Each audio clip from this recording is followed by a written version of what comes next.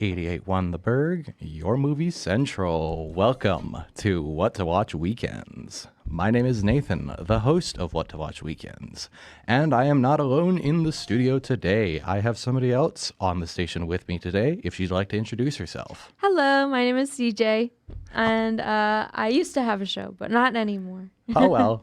Well, welcome back anyways. You've been on this show before many Yes, times. many times. And you're back again. Back from the grave, as they like to say, Yes.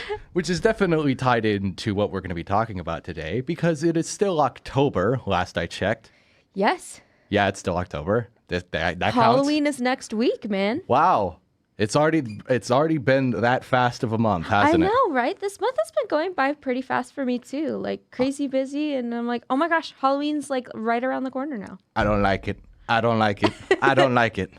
But that's regardless of the point. The point is that it's still October. And so, speaking of coming back from the grave, we're going to be talking about some horror movies tonight, which I've been doing for the past couple weeks. So, might as well address what horror movies we're going to be talking about. Yes. We are going to be talking about a trilogy that I talked about on Wednesday, that being the Maniac Cop trilogy. Yes. Alongside a couple extra movies, that being the Psycho Cop duology. It's going to be a very interesting time. And it might as well start off at the beginning, which is with the first Maniac Cop from 1988, available to watch on Tubi, with the basic plot summary of the original Maniac Cop following Matthew Cordell, who is a police officer that was thought to be dead, as he begins killing members of the public in New York City. So, oopsie daisies, he wasn't dead, and now he's gonna start killing people. Oh, no. Oh no, he might be a dangerous person, you know, he's a cop, so people might think he's there to help them, and then he kills them. Oh, dear. Oh, That's dear. just the profession to get into if you want to kill people, is like, be like, I'm going to help people. Not that I'm giving out advice or condoning the behavior. No. By the way, I No, am not yeah. speaking for the Burg. I am just saying, if you're going to be a serial killer, you might as well be something like a nurse or like It is an EMT. What I think you're trying to say is that a cop is a good cover for a serial killer. Yes. A very good cover. So, Yeah. and I could agree with that sentiment at the very least. I'm sure there are some serial killers out there You that have to be a special level of messed up, though, to like, because it takes a lot of energy to become any of these things. Yeah. You know, and if your goal is to kill people and then learn, like, take in all these lessons of, yes, life matters, and then just completely absolve it. Right. I mean, or you could just steal a uniform and wear it, Yes. so you don't actually have to go through the training of it. Yes, that's very true. I'm sure there's been some serial killers who have just done that. So, I mean, a bunch of people will also like dress, like get a Halloween costume and then like slightly adjust it to make it look more realistic. right, exactly. It's not, I see what you're saying, but it's also like, it's not that difficult to just skip the step where you learn that life matters and that you should help people, you know? Yeah. You know, that's, I feel like I felt like that was an important point to bring up, just as like a good counter to what you were saying. Okay, so now that we've talked about the proper strategy for serial killers, we're going to move on to the movie now.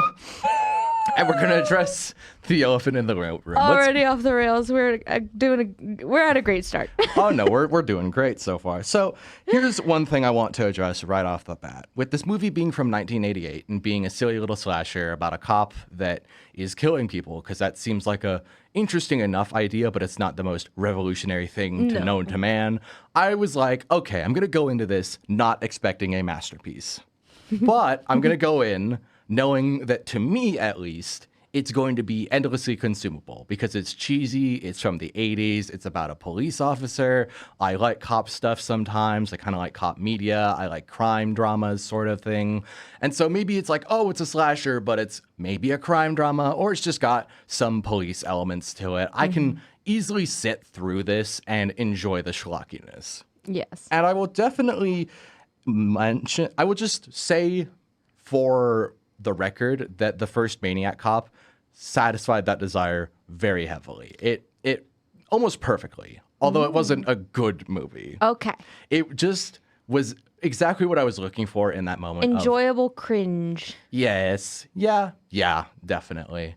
Definitely. I will say some parts of it were actually better than I was expecting. For example, the music, the main theme they used for the antagonist, the so-called Maniac cop, was actually pretty interesting. It had this little flute kind of haunting thing to it, and I really liked that aspect of it. It reminded me of the musical theme that they used in Decalogue of all things. Oh my gosh, I remember when you talked about that. Yeah, the Polish TV show about the 10 Commandments. Yeah. Yes. I'm reminded of Decalogue while watching a movie about a maniac killer cop. Yeah. Yeah. That's not the only movie. Let's remember this Bible television show. Yeah, while about watching this murder cop It's going to show. get so much better, the things I remembered while watching this movie. It's like for the weirdest reasons. But we're going to cover some other things first. First of all, I will say, because it was set in the 80s, it isn't exactly connected to our modern time when it comes to society's perception of cops. But it's not exactly separated from society's perception of cops in the 80s, if that makes sense. And so there's still... It's very of the time. It's very of the time. And I feel like if it was written more competently and directed with some semblance of trying to be social commentary rather than a schlocky horror film, it could have said something about, possibly police brutality or, proper justice system. And in reality, what you actually end up getting is maybe a half exploration of what happens when there's reports of a police person going around killing people, which is somebody who's just driving around and gets pulled over by an actual police officer, then ends up killing the police officer who wasn't the psycho cop. And it's like, okay, that's what you would expect from a schlocky horror movie about this topic. I'm not expecting something deep or philosophical or talking about justice or, again, police brutality. It's more like, oh, let's watch a cop get killed. Yeah, it's not like going into the social structures of like, oh my gosh, what happens if there is a dirty cop and then it's not really fully acknowledged, but then you have to go into it and with law enforcement, like working around that and the complexities of the inner justice system. No, it's more just like the commissioner and the captain running around going, fix this problem, and then the mayor going, fix the problem. And it's like complexities were kind of lost on certain movies in the 80s, especially horror movies. Well, yeah. Exactly. So it's more camp. Yes, absolutely. But I mean, that also gives them an excuse to not have the best acting. Yes. I mean, that's part of the charm. The acting isn't great, but I mean, it could be a lot worse. So I'm able to kind of move past it.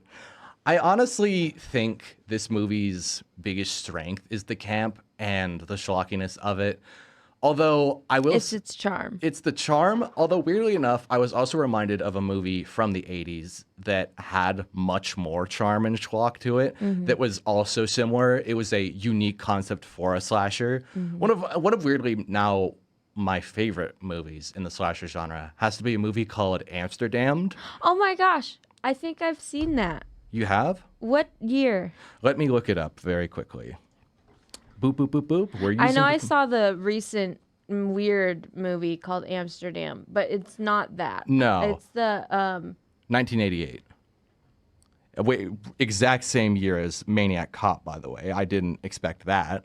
Yes, I think I have seen that. You have seen this? Yes. Okay. Yeah. For those of you who don't know what Amsterdam is, it is I believe, Dutch or set in Amsterdam. So that would make it Dutch. Dutch, correct. Yes. It's a Dutch horror film about the canals of Amsterdam being run amok, or more so, being attacked. I'm all scrambled because I can't apparently word today. It's about a slasher serial killer wearing a diving suit attacking people in the canals of Amsterdam. That's the point of Amsterdam. I was going to say, you're having trouble with the wordage of your verbal. Oh, don't remind me of that moment. Best quote from Nathan. Thank you. I try. So No, I remember watching Amsterdam and thinking, wow, this is kind of schlocky, kind of cheesy. It's like dubbed over because it's Dutch, but they got the original actor for the main character to voice it in English, so I don't really care. And it's an interesting concept of like, oh, let's look at the canals of Amsterdam. How can we make a slasher movie out of this? Diver suit. Boom, done.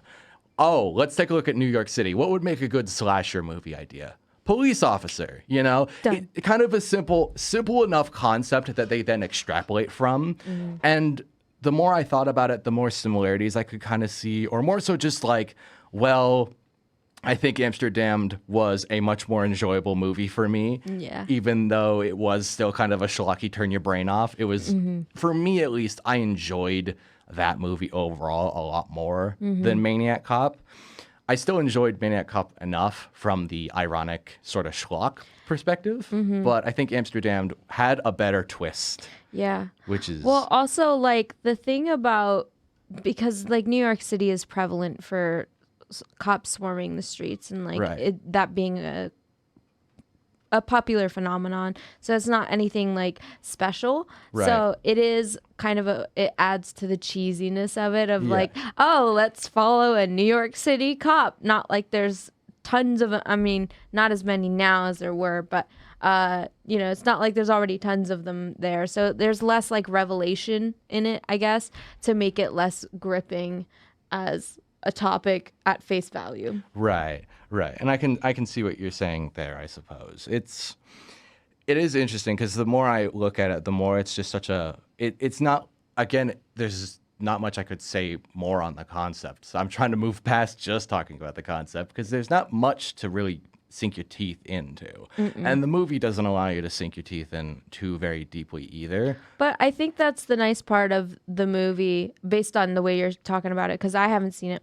But it's nice that it at least knows what it is and it's doing what's it intended to do. Oh, totally. And I mean, it manages to feel a bit like a fever dream at times, but it can also have this really strange, just overall approach to... I don't even know where I was going with that sentence. You know what? I'm gonna back up. Actually, I was just running my mouth. I'm gonna. You didn't hear that. Brain pending. Reverse. Reverse. It knows what it wants to be. Sure. I don't think it was trying any harder to be more than what it was, and so there's that. I think part of the issue I'm having with this movie, honestly, the reason I'm struggling so much is because there's less to sink your teeth into, it ends up feeling forgettable. That was the point I was trying to get to with that last sentence, and I was not going to get there from where I started. Then an error message popped up. Yeah, it was like, incomplete path, unable to reach that statement. So I'm just starting with the statement. This movie's forgettable. And I wanted to ask kind of the general question. The classic example that I always think of is a boring movie is worse than a bad movie because a bad movie you can tear to shreds and have a lot of fun with. Have fun with it, yeah. And a boring movie, you just can't get that. It's just like meh. Weirdly enough, this movie is not boring, but it is forgettable. And that's a very different quality than boring. Important distinction. A very important distinction. And I wanted to ask... Would you say forgettable is better than boring?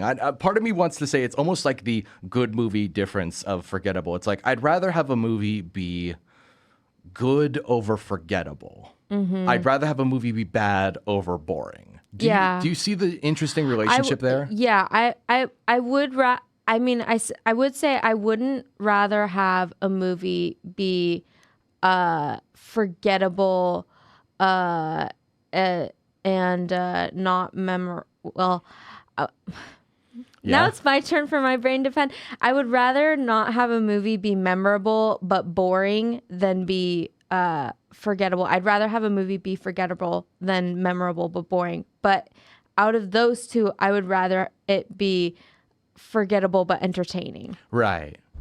I think that answers the question pretty well. If you follow the brain. We got there. We got to the through line. We got there eventually. I would definitely rather a movie be forgettable but entertaining than memorable and Because boring. I'd rather enjoy my time and forget about it than have something I remember and it be just, oh, that kind of was whatever. Yeah, and you can't really do anything about it because now you're remembering it. Yeah, and now you're remembering it. Exactly. Yeah. I mean, it's not like I won't ever remember Maniac Cop ever again. I mean, if I said anything on my Wednesday review, it's that it reminds me oh no, that was with the other two. Don't worry about it.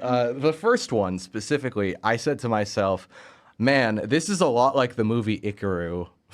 this Japanese movie by Akira Kurosawa, one of the most well-known masterpiece movies about a man who is like diagnosed with terminal illness and is like, I'm gonna build a playground for little Japanese children, and it's like one of the best movies ever.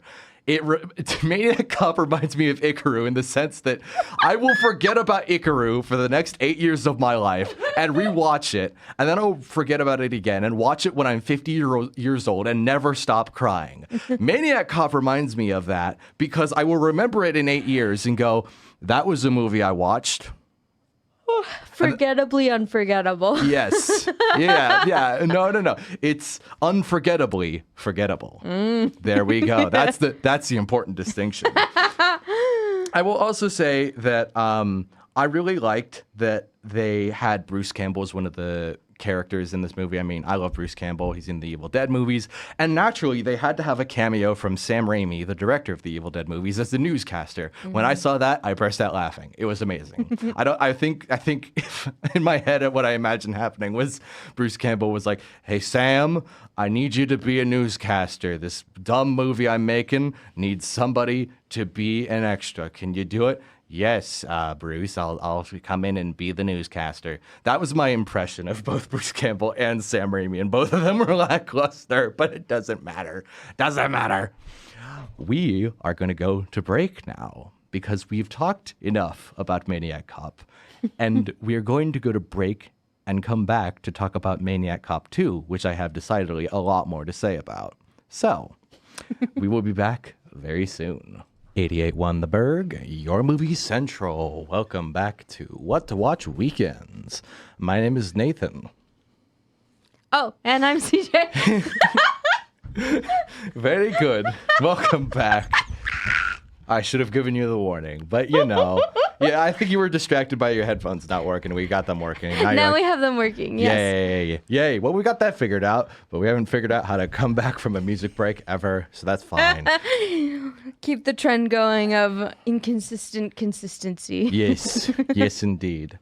All right, well, speaking of inconsistent consistency, I think it's time we talk about Maniac Cop 2. Yes. Speaking of inconsistency, because there's a lot to say in terms of that, but we'll cover the bases first. Yes. We're going to be talking about Maniac Cop 2 from 1990, available to watch on Tubi.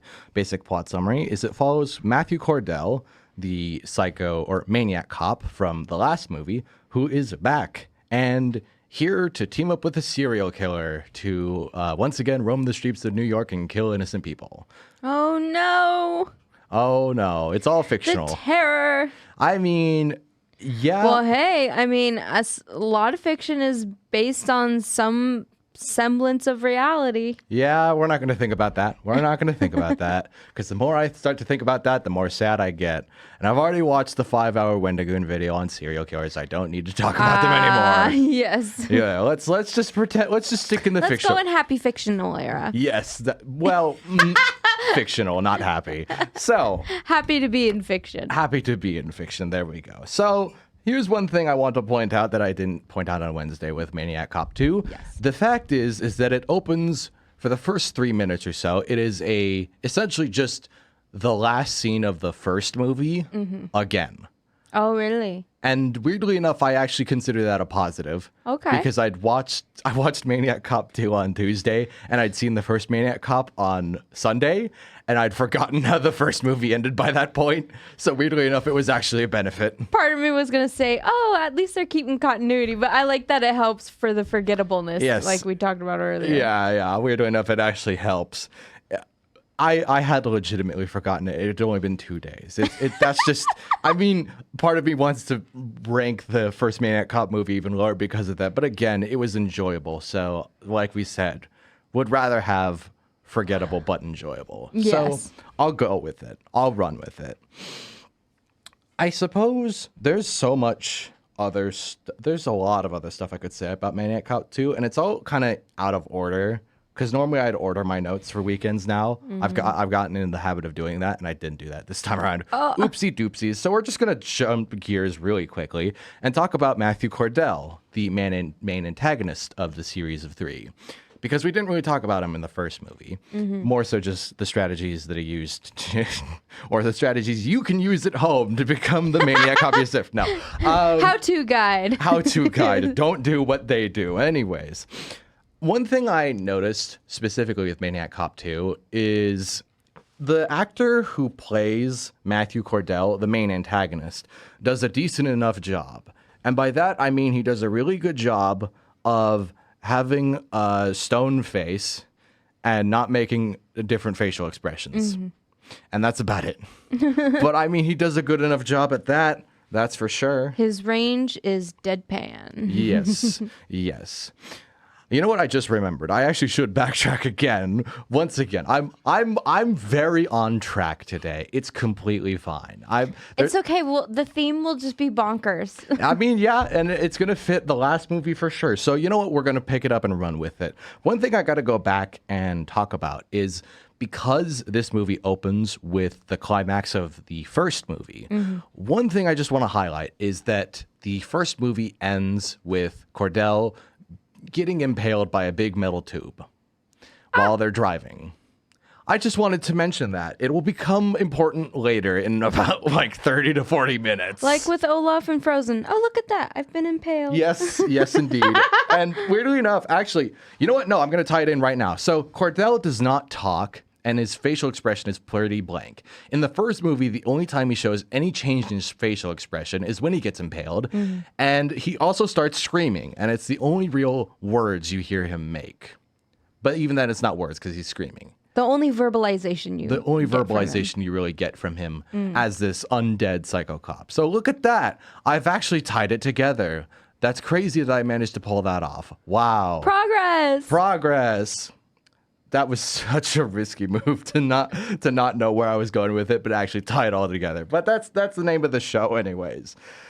I honestly think that there is a sort of, I guess there is a level of dedication required to be stone-faced for a slasher movie. Yeah. Because usually you're wearing a mask. I mean, I've made jokes that Cordell felt like Michael Myers with just a mask on, but the filmmakers had to like go out of their way to illuminate Cordell's face in shadow the entire time and make sure not to show his face until they were absolutely ready to.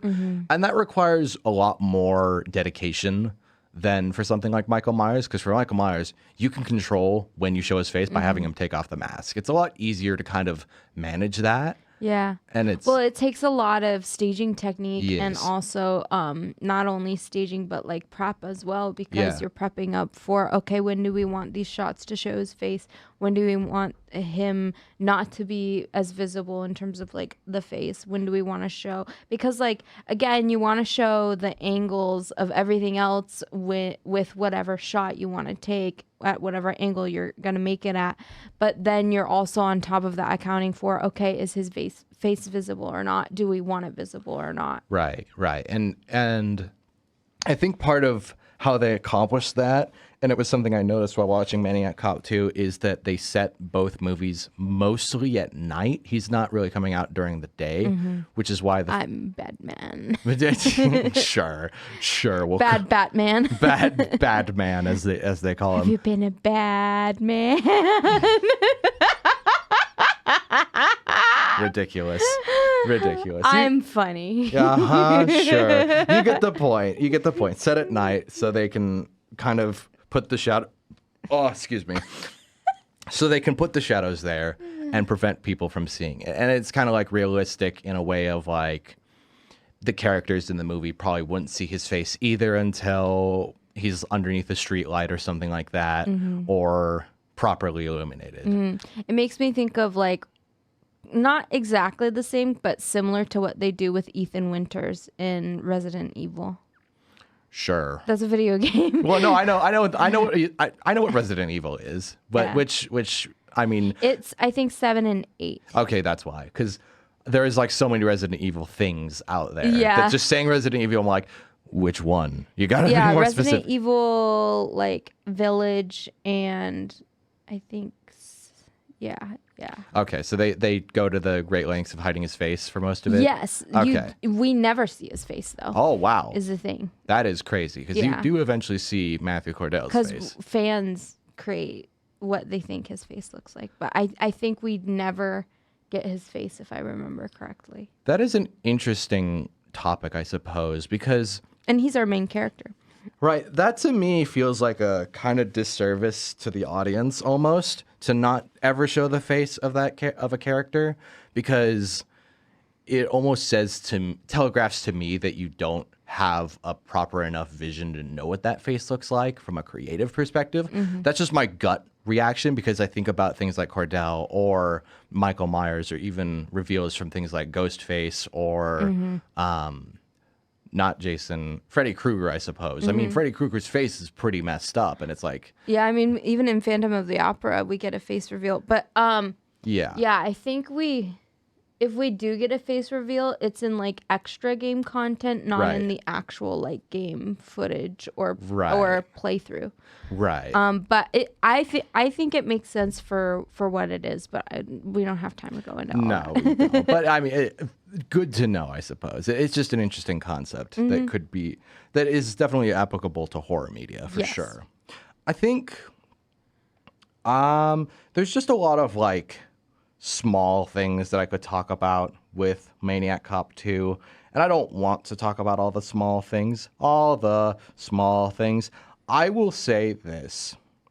I liked how it felt almost like a seedy exploitation noir movie, because the first movie felt kind of like an exploitation movie. This one felt a little more like it. And Yeah. the next one's going to feel like an exploitation movie to its detriment. But this one struck the balance between being exploitative but also seedy with the main detective lieutenant character, who I can't remember his name. He felt hard-boiled in the world, and I liked that character perspective. I think its dynamic could have been played out better with the Maniac Cop himself, but the Maniac Cop was already having a pretty good dynamic with the serial killer, and that was more so carrying the movie, at least after the halfway point, because it took a while to get to that part of the movie. Slow burn. Slow burn for sure. I think it was interesting to experience that scene where they first meet up, because originally going into it, I was kind of worried that it wouldn't be that interesting. And again, it would kind of lack the nuance of required for something like a full-blown serial killer. Because sure, Cordell is a serial killer. Yes. But he's like a silent but deadly one who doesn't talk, and again, There's no way for the audience to like latch on to him as a Yes. character, even regardless of liking or disliking. I mean, they do give him like a backstory, but it's before his face is all scarred up and before he goes on his rampage, and that's revealed at the end of the first movie anyways. And it's a badly implemented backstory, so it's not a lot to latch on to. Yeah, it's the little grain of salt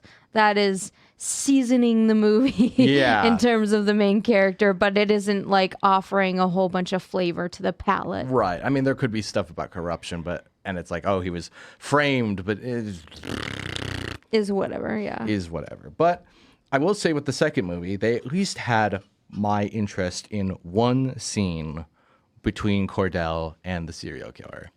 There was 2 exchanges of dialogue between the two of them. Because Cordell barely talks, there is a part where the serial killer goes, well, it's fine. I talk to myself anyway, so I can talk for both of us. And that to me was like, oh, they kind of understand how crazy they want this guy to be. Yeah. It shows some level of understanding of how they're going to write him, and this almost amount of self-awareness to how crazy you are, but refusing to change is the mark of a true psychopath. Yes. And then they have a part where Cordell does speak and says that his name is Cordell to the serial killer. just to confirm, hey, are you the psycho cop they've been talking about on the news, that the Maniac cop that's supposedly Matthew Cordell? Is that your name? And he goes, yes, my name is Cordell. And he doesn't say it that much, but he says Cordell at the very least. And to me, that spelled out, okay, that shows that Cordell has some connection to this psychopath and is going to team up with him because he trusts him enough to talk around him or struggles to talk around him. I can't remember exactly if he talked in the first movie because that's how forgettable it was. I was going to say, But even if he did talk in the first movie, this was much more significant of a moment that felt more memorable in the general context of the second movie. Well, yeah, if you have a character that is typically behaving one way and then suddenly acts another, it'll definitely spark some intrigue. Yes. And it was just one scene. Granted, the rest of the time, it's not like they're perfect together or anything like that. Because it's a great love story. Perfect together. Ha ha ha ha ha. You're funny. No. How wholesome. Sure. Yeah, sunshine, lollipops, and rainbows. Everything that's wonderful. My name is Cordell, and I'm going to kill you now. Bonnie and Clyde. More like Clyde and Clyde. Yeah. Ridiculous. Clyde and Clive. Clive and Cordell. Clive and Cordell. There we go. There we go. Boppity beep beep beepity boop. Yeah. I will say there was at least some payoff in the plot compared to the first movie because it follows Cordell going back to the prison where he gets like scarred and all beaten up and left for dead by the other prisoners. In the first movie, that happens to him as like a flashback. In the second movie, he actually goes back to the penitentiary and gets rid of the person who messed him up. Oh, so he has kind of a Rorschach-y moment, huh? Oh, yes, actually, totally. It's a total Rorschach moment. I love that. Yeah, Rorschach isn't from Watchmen for the audience who just got really confused by that reference. But, you know, we got to make sure everybody's on the same page here. We got to make sure everybody's on the same page. And I don't think I'm on the same page with myself. So we're going to go to break and make sure that I get him back on the same page. We need cohesion. We need cohesion, but we're not going to have a lot of cohesion for the rest of the night. That's fine, though. So we're going to take a break. And when we come back, we're going to talk about some other things. So we'll be back very soon. 88.1 The Burg, your movie central. Welcome back to What to Watch Weekends. My name is Nathan. CJ. Hello. We got it. Yay. So we're back. We're back again by demand. I can't tell if it was popular or unpopular, but we're back by demand. By popular demand. Well, we'll see about that. Because we are beloved. Sure. Hopefully. We have a large audience, for sure. Definitely. Of two, maybe, if we're being lucky. If even. But, you know, it's fine. Enjoy the chaotic banter. Anyways, we're going to move on to our third and final movie in the Maniac Cop series before we move into some of the new stuff. Like it always happens here on What to Watch Weekends. I usually end up talking about the movies I talked about on Wednesday a little more than the new stuff, but you're here for expanded reviews of the Wednesday show anyway, so you're getting it anyway. Here's the third Maniac Cop movie, which is known as Maniac Cop 3 Badge of Silence from 1992, available to watch now on Amazon. For the basic plot summary, we follow Matthew Cordell, who has been resurrected this time, and he wants to marry a cop named Kate Sullivan or something like that. You kind of forget the plot 20 minutes into the movie, and you just kind of watch it. And go along for the ride. And it's what a ride it is. It's a terrible ride. I didn't like it. An unfun roller coaster with the jaggedness. Yeah. Where it whips you back and forth with head whiplash. Yeah. I think, okay, should we talk about the movie or should we talk about the funny nature of the fact that you have already heard me offer some opinion on this movie? Yes, I have. So we'll talk about that first. So last Wednesday, I did Maniac Cop Trilogy, and I was like, you know what? This is going to be a total nonsense episode. I'm going to break my cardinal rule of never spoiling movies on What to Watch Wednesdays. I'm going to go off the rails. I'm going to have fun with it. And I was like, you know what? Hey, CJ, you want to tune in just for the sake of it? I just send it over. And you were like, okay, sure. And then you weren't able to listen in, and you're just like, you know what? I'm just going to show up and listen to it live. And I'm like, what do you mean you're going to listen to it live? So what ended up happening is CJ was in the studio with me when I talked about Maniac Cop 3, just sitting in the background. I don't think you could hear her, but, she was there. And I went off the rails with it. Yes. I could tell you were trying very hard not to laugh. I would have been cackling like crazy if I weren't in the background. Yeah. So it's needless to say, I have some very strong opinions when it comes to Maniac Cop 3.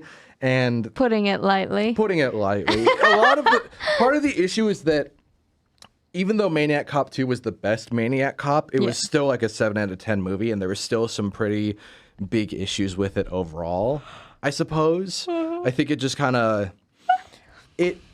I was able to look past them more than with the original Maniac Cop, and the third movie did the worst problem of a third movie where it just kind of exacerbates any problems you had with the first movie. It's kind of like when the second movie's the best one, the third one's going to just really step all over it. It's going to really cause you to like ask a lot more questions. Kind of like where directors are like, oh, yes, this was liked for this. Let's do the opposite.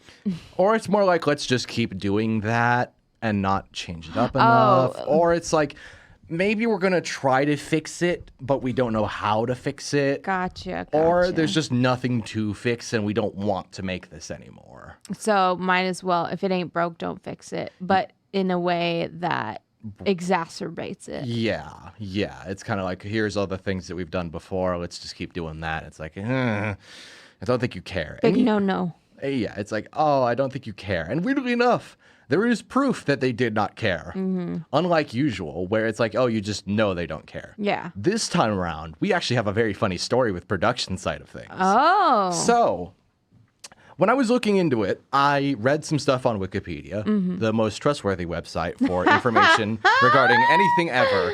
But, I mean, just because it's from Wikipedia doesn't mean we should discount it. Whenever I asked my teachers why we shouldn't use Wikipedia, they said, it's written by people. And my response to that was, yeah, everything's written by people on the internet. What are you talking about? But regardless, I have at least seen it, I believe, on IMDb as well. So, it's kind of verified, sort of.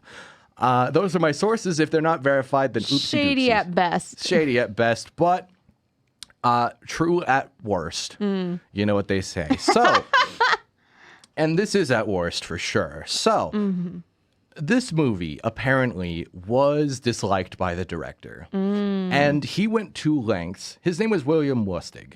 And he went to such lengths with this movie in terms of just having a nightmare of a production and having to reshoot scenes and just having not enough workable footage to make a movie at all, that he decided to have his name taken off and replaced with the pseudonym Alan Smithy.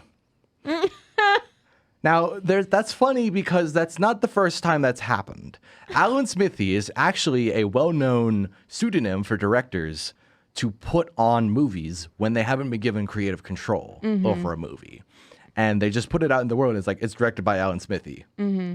I traced it back to like, again, according to Wikipedia, but it was traced back to like the 60s where a director didn't want to have his name associated with the movie because he wasn't given control by the studios. And so he was just like, put my name as Alan Smithy. I'm not going to be credited for this anymore.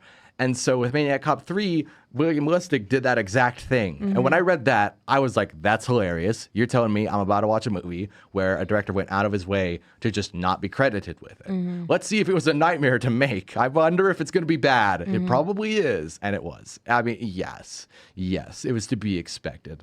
Although I wasn't expecting to noticeably notice some of the other details surrounding that whole Exodus situation. One thing that was mentioned was that after William Lustig left, a producer came in and, without really knowing what he was doing, pasting a bunch of stuff together from, again, just an already workable hour of footage. Just barely enough to get by. Yeah, just barely enough of a movie. And basically the producer just pasted in the rest of the 20 minutes going off of a single draft of a script. Oh, as in the first draft. First draft, and only draft. Oh, this is where your whole spiel comes in. Yeah, because they didn't pay the writer for another draft. And it shows very heavily, extremely so. I mean, part of the issue is just, what's the plot? Oh, yeah, the plot is theoretically that William Cordell wants to marry this random cop named Kate Sullivan, who's gotten the nickname Maniac Kate in the department. Oh. Okay. Cool, I guess. Lost the plot. Lost the lost the plot. But I mean, the real plot is that Kate Sullivan was like caught in a bad situation where she shoots somebody who is robbing a convenience store, and these news reporters show the footage of her shooting a guy. So she's not actually bad. It just caught her in a moment where it makes her look bad. Yes. Like what news media often does. Yeah, but it's also just like, he's a random guy off the street who he was like connected to the woman in the back room who let him in to the back room and hold her hostage. Yeah. How do you spin that badly? He was holding a gun to her. How are we like twisting the situation here? It feels like something a moron would write into a script. Yeah. And I think it was just because it was a first draft. It was like not competently done. What I'm saying is, yes, it was spun in a way that made her look bad, but I was failing to understand how it made her look bad and why people were going after her. Yeah. Because the footage was not even spun that badly. Yeah. And it was like, okay, but how is So they're just pulling it out of thin air, essentially. Yes, exactly. Because it's basically a guy that looks like a hobo who's robbing a convenience store. I mean, it's a gotcha, not gotcha moment. It's a not gotcha moment only, Yeah. really. I mean, like, they try to play it as a gotcha, but I'm not even going to dignify it by saying that it was a gotcha. It was just a not gotcha. Exactly. It's just a not gotcha, which is really fun to watch in a movie. It's just really well, competently made. I just love that for this movie so much, and it didn't get annoying or boring to watch at all at any point while watching. I didn't want to die while consuming this media. No, I didn't, and that is true. I did not.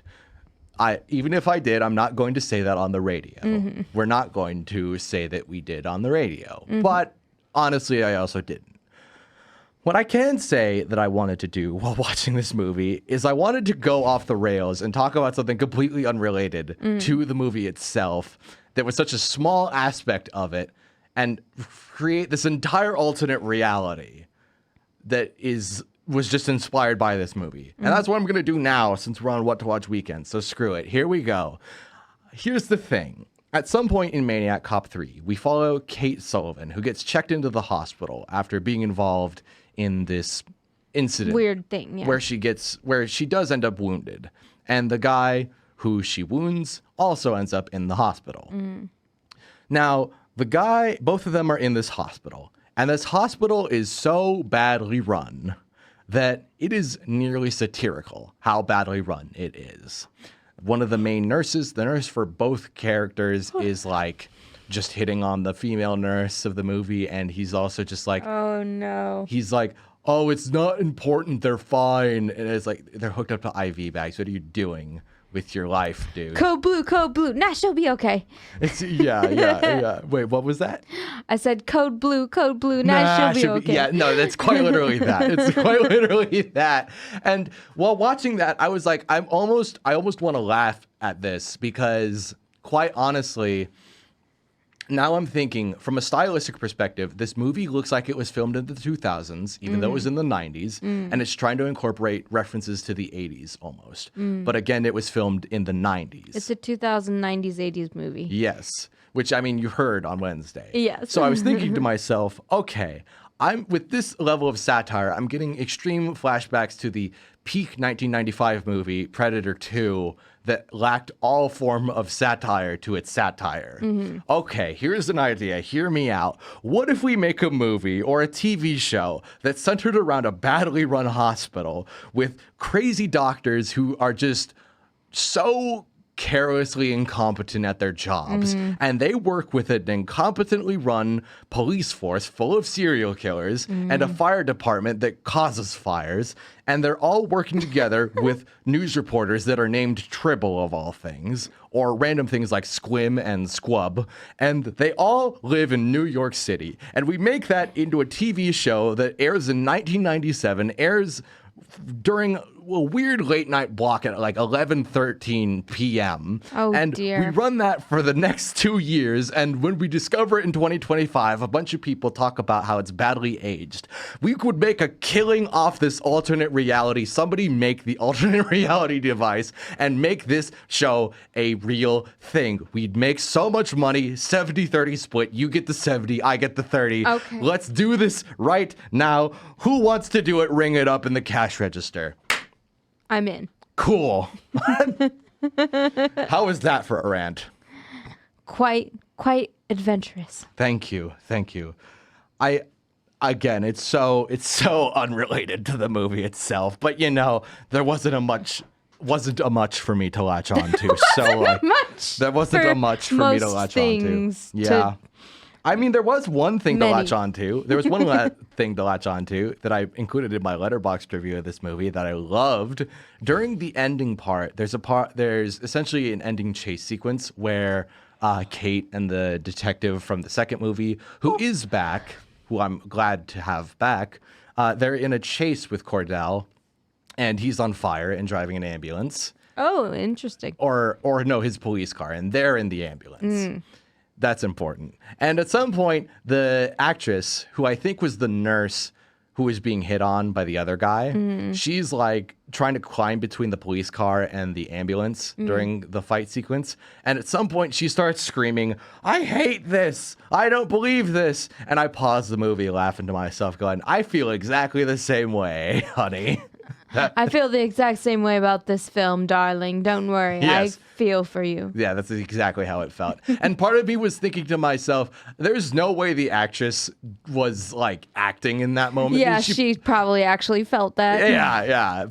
Hit home. Yes. So that was entertaining. That was very, very entertaining. I could at least say that much. Why is this still in my notes? There's a part where the detective lieutenant uses the burning arm of Matthew Cordell to light a cigarette, and then it cuts to her looking at him, and I put in my notes, yeah, she finds you hot, dude. Dumb pun. Wow. Okay. The last thing I want to say about Maniac Cop 3, they didn't include the flute music from the first movie. Darn. Terrible movie, 0 out of 10. No, I've seen worse movies than this. I like reviewing bad movies like this that are so bad they're kind of entertaining. You can just go off on a random tangent with it, kind of. It certainly wasn't worth my time, but, I think I'll forget it like the first movie eventually. I've forgotten most of this movie. I forgot the plot 20 minutes in. So you know what? I'm fine with it. We can talk about it and then just forget about it once the night's over. Yeah. But the night isn't over yet. Nope. It's far from over. We still have a couple other movies to talk about that I'm way too excited for. So we're going to go to break while I jump up and down in my chair like a little schoolboy ready to talk about more movies. Excitement. But we're going to play some music first. Stick around. 88.1 The Burg, your movie central. Welcome back to What to Watch Weekends. I'm not wearing my hat.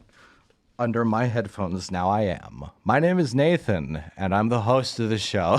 That was a great way of introducing myself.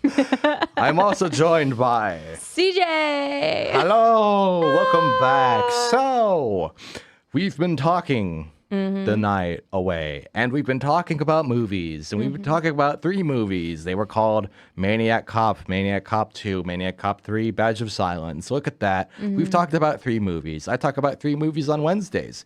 So technically, we would be done if this were the Wednesday show. But since this is the weekend show, might as well throw 2 other movies in the mix. Hey, hey, hey, yabba dabba dabba do. Woo! Woo. So... just to kind of round out the Maniac Cop trilogy, I thought to myself, you know what? What all can I add into this? I was originally going to watch a movie from the 80s called Dead Heat that was about a police officer's police officer whose partner dies and gets reincarnated or something like that. Because it felt kind of in line with Maniac Cop. But then I watched Maniac Cop and I was like, well, he kind of gets resurrected in the third movie, but he's not really undead for most of the other two. And also, there's this weird movie that keeps popping up on Google every time I Google Maniac Cop for this, called Psycho Cop. Why does this keep showing up? Oh, look at that. It came out around the same time, and it could have been considered a ripoff of Maniac Cop. Might as well throw it in there. It's called Psycho Cop. Basically, they only changed the first word, and it's still very similar, so might as well go with it. That's an interesting place to put the microphone, but whatever. What? It's there. My face is still visible. Yeah, that's the important part. So we're going to talk about the first Psycho Cop and the second Psycho Cop, but we're going to start with the first one. Psycho Cop from 1989, available to watch now on Plex, which is where I watched it. Basic plot summary of Psycho Cop is it follows a bunch of teenagers go to a mansion in the woods and get attacked by a cop who is also a Satanist. Oh, very different. Lovely. How fun. How fun. I know. It's great. You know, 666, the pentagram, all the generic stuff. Witchy time. Wee. Get out the crosses.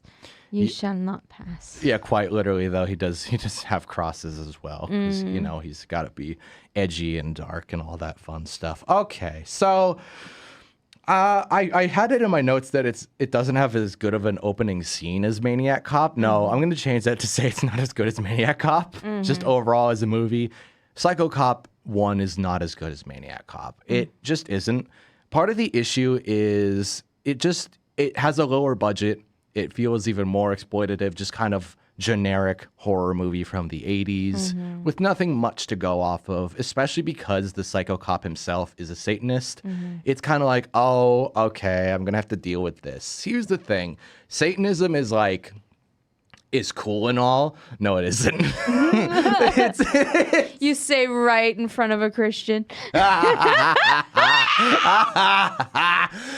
I'm just saying in general, it's just not that cool. You know, it's like for a horror concept, you could do so much better than Satanism, honestly, because it's done to death at this point. Granted, in the 80s, it was kind of part of the satanic panic thing. But yeah, I feel like it's a lot more overdone now than it was then. So I'll give him that. But it's so cliche. Yeah. And you could delve into all sorts of different stuff, like even touch something that maybe is religious but maybe a little too much, like Jehovah's Witness. Well, we're not going to touch that with a 3-foot pole. We're not going to touch that, but like no, don't touch things. Just okay, I'm gonna steer us back, and we're gonna say that Satanism is kind of a boring thing. It's a boring thing to cover, or like do something like what Midsommar did, you know, like sure, you know, like touch something that is like completely fictional, sure, but still as intriguing. Or just don't talk about anything cult related or religious related for a movie about a cop who's a serial killer in a slasher movie, because it doesn't really line up. It doesn't add. Well, I feel like there could be a way it could add up to something if it were like in relation to a case that they were put on. Yeah, but that's like the only thing that I can really see it being tied in for. And they don't tie it in that way. So we're not getting into that. So I will say, the audio for this movie sounds like it was recorded off a record player. Weirdly enough, it is still good enough audio. You can hear the dialogue pretty clearly, and it has this kind of deep enough range to it. It's just there's kind of this scratching in the background at all times. Not even that. It's more just kind of like the little, yeah, that kind of a thing. Gotcha. And that's kind of annoying. But, you know, at least the audio itself is decent. I mean, I feel like that's like fairly tolerable compared to like what other stuff you can hear in other movies. Yeah, especially stuff from the 80s. Yeah. So I'll let it slide. The way I put it was cool texture, annoying listen at times is the way I definitely say it.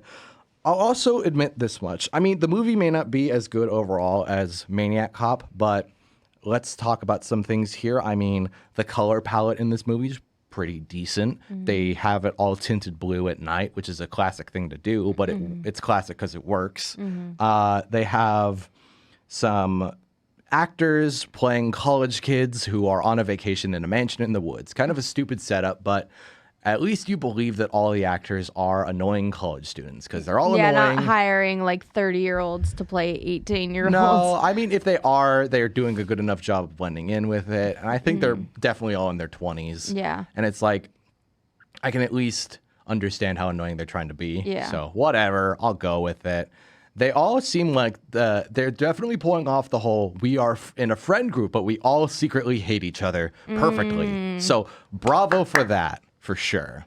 I can at least give them props. I will also say that the writing isn't exactly amazing, but it's not so bad to the point of it being intolerable. More so like I'm reading a template script that you'd find somewhere, and they just kind of changed it to have like a Satanist cop in it. It's like So not quite like ChatGPT Wattpad, but still not great. Still not great, you know. I mean, it's kind of like it's like you're in a film class on directing, which I am right now, and your teacher gives you like a generic script that somebody wrote, and it's like, okay, here it is. It's for a slasher movie. Go wild. Maybe you can change it later. You can change some stuff up. I think core issues with this movie stem from the fact that it is again about a Satanist cop, and it's about teenagers who are in a cabin in the woods. Yeah, Or, that's like- not been done to death. Well, it's not even that. First of all, it's a mansion in the middle of the woods, but it's also like it's about a cop. Maniac Cop worked because it was set in New York City. That was arguably part of the reason it made it And interesting. you can play around with New York City itself as a setting a lot as well. Definitely. With it just being a mansion in the woods, it doesn't give them a lot of content to really show off, and you kind of have to pace out what you're doing in that space. If you're in something like Camp Crystal Lake for Friday the 13th, as much as I didn't like the first Friday the 13th, at least they like killed off one of the counselors before anybody got to the camp. Yeah. So with this one, they just don't do that. And it's like, okay, we're waiting for the next 25 minutes for us to get the first main character kill. Okay, great. When's the next one going to happen? Okay, great. There it is. It happened. Great. Boom. I think, I could say so much more about this stuff. Oh, I'll bring up this. In comparison to Maniac Cop, the villain in Psycho Cop, named Vickers, ends up talking instead of not talking, unlike Matthew. Instead of being mute. Being mute most of the time. Yeah. And it was a choice. What do you think he does? It's an 80s movie. He quips with puns that are referenced to him being a cop. How punny of him. Ha ha ha. Yeah, I know. It's funny. It's great. It's not. He's not that intimidating of a villain, I'll be honest. It feels like if I was a slasher villain from the 80s, honestly. That's how it is. That's so annoying when a villain it doesn't feel intimidating or villainy. Like you can still have psychotic, crazy, weird, kooky characters. Like I mean, you have Joker from Batman, but he's scary. Yeah. So yeah, if you want to have a villain that's kind of a little loosey goosey funny, and it's not a kids movie, they have to actually be intimidating alongside the crazy. Yeah, and this one isn't, which is unfortunate. That's dumb. I mean, Cordell, for as flawed as it was that whether or not he was resurrected or not, was at least somewhat intimidating because you didn't know when he'd show up, I suppose. He wasn't like the most intimidating, but he was at least some form of intimidating. Yeah. And he had physical strength. That was definitely his biggest, like, draw, I suppose. But, you know. Speaking of Cordell, what made me kind of stop and think when it came to Psycho Cop is what are the differences between this and Maniac Cop? And what about this is interesting? What can I really say as a summary when talking about both of them? And I realized, okay, here's how I'm going to summarize this. Here's how I'm going to tackle this concept in terms of comparing them. And this goes for all three Maniac Cop movies and the first Psycho Cop movie specifically. I like the concept of a police officer being a slasher villain. The issue is that none of the four movies that we've talked about so far have done the concept justice. They've all done interesting things, but none of them have found the right combination. And I'm going to go down a little list here I made, a little mini list of things that I think some of them do correctly. We're going to kind of go through which ones do what thing correctly. The do's and don'ts. Do's and don'ts. The pros and cons. Thank you. Yes, that's a perfect way of wording it. So we have first on here proper location. I think choosing New York City or any other big city is the right choice. And going to a cabin or a mansion in the middle of the woods is not the right choice for a cop slasher villain. We have cop-centric weapons. One thing I didn't talk about with Maniac Cop at all is the fact that Matthew Cordell uses this baton that has a knife hidden in it. Oh. And at first it seemed cool. And then the later it went on, I was like, hang on a second. Why doesn't he just use a normal baton? That feels more brutal and that feels more interesting than just a knife. Because every slasher villain uses a knife, you know? That's or some sort of blade. Yeah, that's what makes Freddy Krueger cool. He's got claw hands. Jason Voorhees, like, he's got the machete, sure. Michael Myers just uses a kitchen knife, and Ghostface just uses knife. It's like, okay, people have used knife enough times that I get it's called a slasher villain, but like... You don't have to have a slasher who's slashing. Yeah, it's the hash-slinging slasher. Anyways. But with Psycho Cop, there were at least a couple kills that were done by running someone over with a police car or using a taser or using the baton. That, to me, felt interesting. Yeah. Do more stuff like that, or using the handcuffs. I mean, Maniac Cop 2 had a part where this character is handcuffed to the steering wheel of a police car and it's set in neutral and it just kind of drives down a hill and it's like, okay, we'll see if you survive this. That's interesting and unique for the slasher movies. You know what I mean? That feels unique. Okay, we need an effective antagonist. It goes without saying, Matthew Cordell is more effective than whatever Vickers is. Trying to be. Yep, that's for sure. Narrative structure. I mean, if you listen to the Wednesday show, you know the first Maniac Cop lacked narrative structure, that's for sure. The second movie did better, but the third one was just all over the place. I'm not looking for masterpiece here, but I am looking for something closer to what Psycho Cop did, where it's just go to place, have person show up and kill. It can be tropey and a bit generic, but as long as you don't have a badly introduced twist that messes up everything. It's got to be tolerable. It's got to be tolerable as a story. It's got to have some structure. And the first Maniac Cop suffered heavily from a lack of structure where it just goes, here is the name of Cordell in the opening scene. We're not going to mention Cordell for the next 50 minutes, and we're going to bring it up by the main character just mentioning, hey, do you remember Cordell? It's like, no, because you haven't told us about him. Introduce him sooner than that. Yeah. Have more structure, please. I want there to be an interesting backstory for the antagonists. When you have someone who's a Satanist, like, give the backstory of why he's a Satanist. If you have Cordell's backstory is at least somewhat interesting because it shows him being attacked in prison. That was at least something to go off of, so I can tolerate it. Again, not looking for something perfect, but I'm looking for a backstory that's at least semi-interesting. When I'm looking for the feel and the look of the movie, I think going hard-boiled and having a good sense of the color palette between a blue and a red contrast is going to really benefit your movie.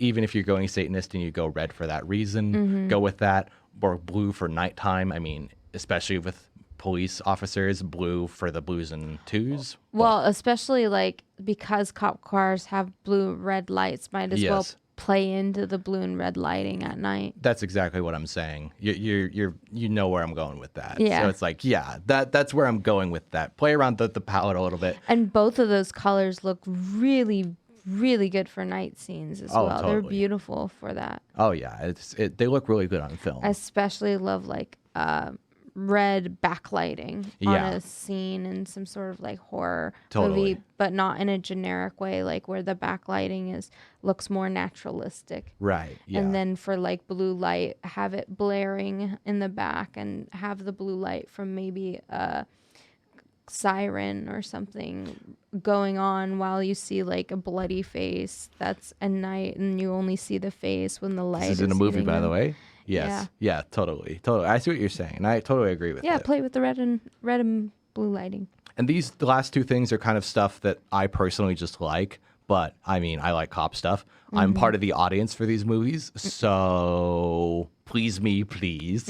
I want you to have more creative editing, and I want these movies to feel like fever dreams. Yes. I think the editing in all of the Maniac Cop movies and the Psycho Cop movies shows a lack of budget and a lack of creative motivation. And while it is interesting to show characters walk off screen for a bit longer than you normally would expect, it also shows that you don't have enough budget to show the next shot.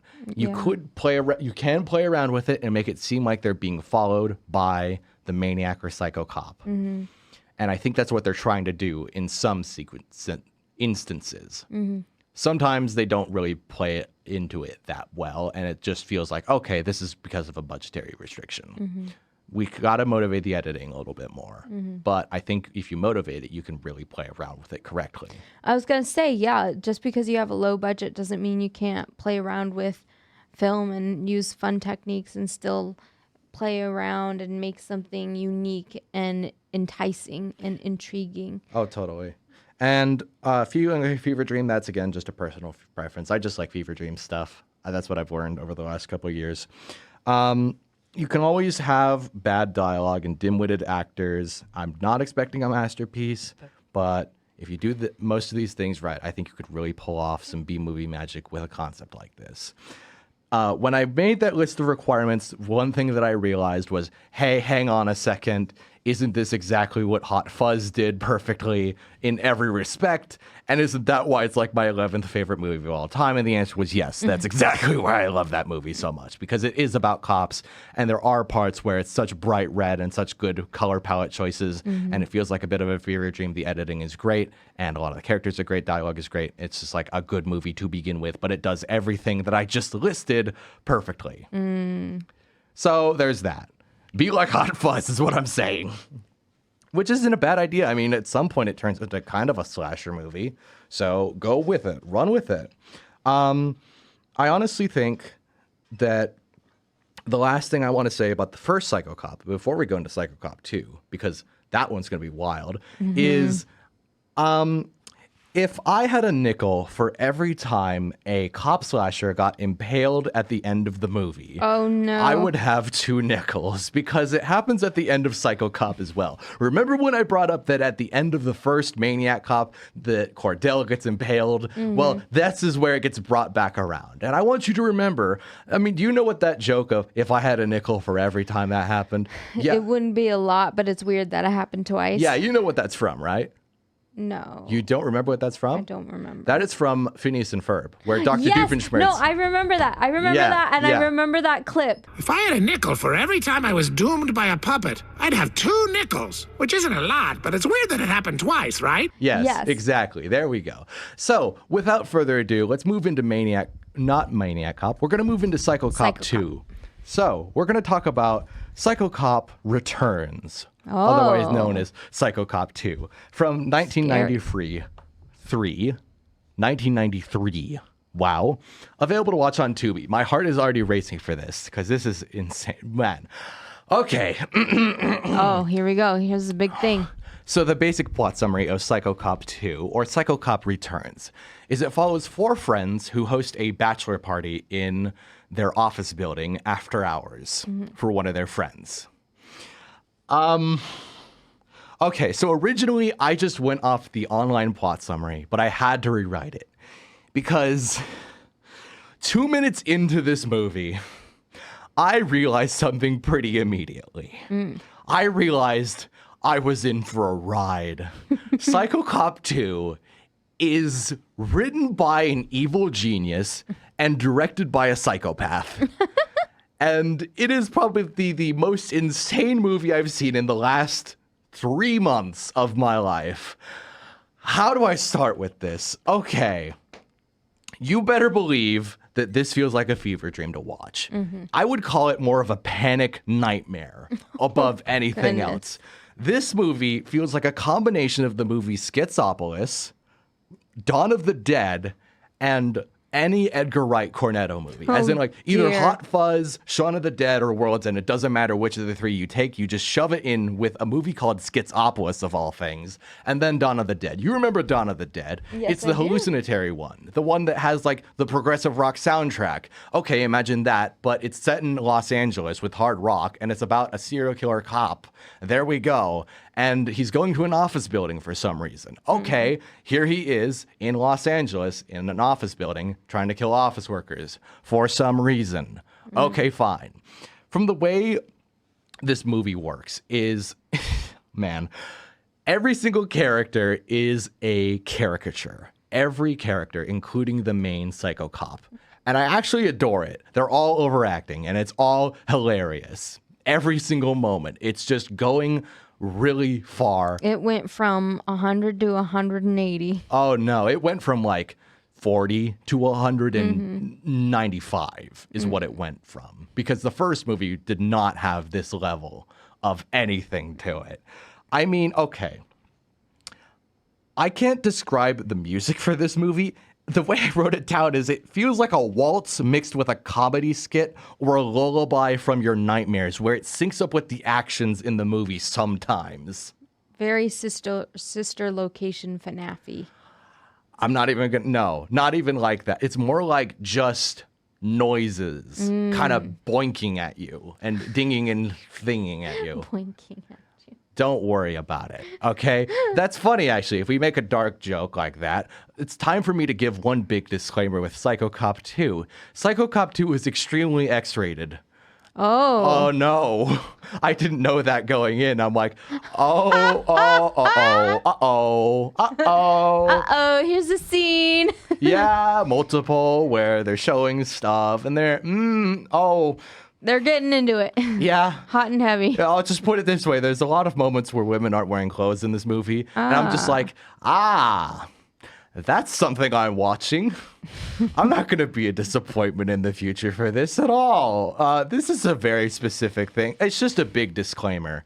The big reason I bring that up is because if you removed all scenes of that from Psycho Cop 2, you would have one of the craziest stylistically different movies I think I've seen. I was eating this up, keep in mind. There was so many jokes per second. It was just moving at a really quick pace and getting to the point. And weirdly enough, because everybody was a caricature and overacting, it felt like the main antagonist, Vickers, was actually effective. Because he was about as manic he was psychopathic and he was mellow in comparison to everybody's manic state that he actually came across as intimidating because he was almost so in control of himself and acting like such a wannabe Hannibal Lecter. I was going to say Hannibal Lecter Yeah, vibes. wannabe Hannibal Lecter, but in the best way possible where it actually worked. And a lot of the puns he was saying felt effective. Some of the puns actually didn't seem all that generic either. It was actually kind of like, I don't know which pun he's going to make next. Let's see if it's going to be funny. It kind of is funny. Look at that. And some of the jokes and some of the one-liners are really funny. They call them some very... I can't even repeat most of them because they're very naughty. But a lot of the jokes are pretty good. I mean, it's a funny movie. Crass but good. Crass but good. I could totally rewatch this if I had the time. Keep in mind, I was only able to watch through this once without rewinding it, which was a total trip and a half. I mean, I was only able to take a bathroom break. I just did not have time to sit back and enjoy it as much as I wanted to. That's how just crazy it was. I think, oh man, how do I put this? Okay. There's parts where the camera just tilts randomly, all these Dutch tilts, and the camera just moves and just sways and swoops around the halls of this one interior office building to the point where I'm like, I'm following, but you're moving so fast for me right now. I have to follow along The world with it. is turned upside down. Don't you understand? No, I can totally understand it. I can totally gel with it. It feels like the kind of thing I would make. This seems like the kind of movie I would make. And I love it for that. I mean, it's so weird to look at the people who made it and go, what were you guys on while doing this? The director apparently has made other movies, and I looked at them and I'm like, what on earth are you talking about? This guy wrote the script for the Underdog movie from 2007. That's like a Disney original live action thing of So like a this cartoon. guy made happy-go-lucky stuff, and then he has this. And he made other movies that had posters that I looked at and I went, There's no way that isn't X-rated. There's no way. There's no way that isn't X-rated. All of this is starting to line up a little bit. Yes, happy-go-lucky, and then stuff like this. But weirdly enough, so incredibly entertaining that I couldn't stop eating it up. I was like, this feels like they took the first movie. They're like, okay, we can't go off of Maniac Cop. We can't go off of literally anything else. Let's just grab the volume knob and like turn it up to 11 as far as we possibly can right now. Get as chaotically hectic as possible. Yeah, and it works. It works. Unhinged. Unhinged as all get out. Again, written by a mad genius, directed by a psychopath. How could it not be funny? That brings up an important point. That brings up such an important point. That brings up the most important point. Oh, here we go. Okay, so I say it's directed by a psychopath. I'm not even going to name him. I don't want to. Uh-oh. But the writer, who do you think wrote this movie? No idea. You get a guess. Yeah? The only name I can think of is a modern writer who's weird, so... Okay. The man who wrote Psycho Cop 2, a hardcore hallucination, a movie that I would describe as extreme, X-rated, exciting, exploitative, fire extinguisher for no discernible reason, is the man who came up with this voice. Ah, Perry the Platypus. No, Dr. Doofenshmirtz. Dan Povenmire wrote Psycho Cop 2. No. He did. He totally did. He wrote the screenplay. And that's why you were talking about the for every nickel, blah, blah, blah. That's exactly the reason. When I read that he wrote this movie, my response was, no way the man who co-created Phineas and Ferb and voiced Dr. Doofenshmirtz wrote this. That's actually insanity. Watching the movie, listening to the jokes, I was like, they're so crass. But yeah, it is the same guy. It has to be. That is too funny. Let me tell you, when I first saw that, I burst out laughing. I'm like, I have to watch the first one. I have to watch this now. Yeah. I have to watch this. I have to reveal to people that this movie exists. And now I have. My heart can't stop beating. It's so weird. It's so hard for me to comprehend. But I liked the movie. Such the contrast, yeah. Such a weird contrast. This man, sure, he worked on The Simpsons and Family Guy, but he co-created Phineas and Ferb. He made this X-rated, crass, hallucinogenic drug trip of a movie. I mean, the director was probably the reason it turned into that, but still stands to reason that there was enough. His writing. I mean, he was contracted to it, and he was also offered the opportunity to direct the movie. Oh, interesting. And he didn't, because he had to leave his job at The Simpsons if he was going to direct the movie. Yeah. Can you imagine how much different his life would have turned out if he directed this movie? It's live action. He may have never made Phineas and Ferb if he directed this movie. Yeah. That's thinking about that makes my head spin. It's crazy how life works out, too. Yeah. I still don't know why he was contracted for it. I still don't know why. But Dan Povenmire. That feels very out of pocket, yeah. Dan Povenmire, if you're listening to this, we need the story. How did you get this role? We need the story. That is all. Thank you all for listening in to What to Watch Weekends tonight. That was the show. I will be back this upcoming Wednesday for another episode of What to Watch Wednesdays, 8 to 9 p.m. here on 88.1 The Burg. If you want to follow along with either show, please follow along at What to Watch Wednesdays, all one word, no caps, no spaces, on Instagram and YouTube. I will be back next weekend at some point. I believe on Sunday from 4 to 6 because there is a football game next Saturday. So Sunday from 4 to 6 next Sunday for another episode of What to Watch Weekends. And with all that being said, do you have anything you'd like to say? Peace out. Thanks for joining. Thanks for joining me, CJ, and thank you all for listening. Have a good night.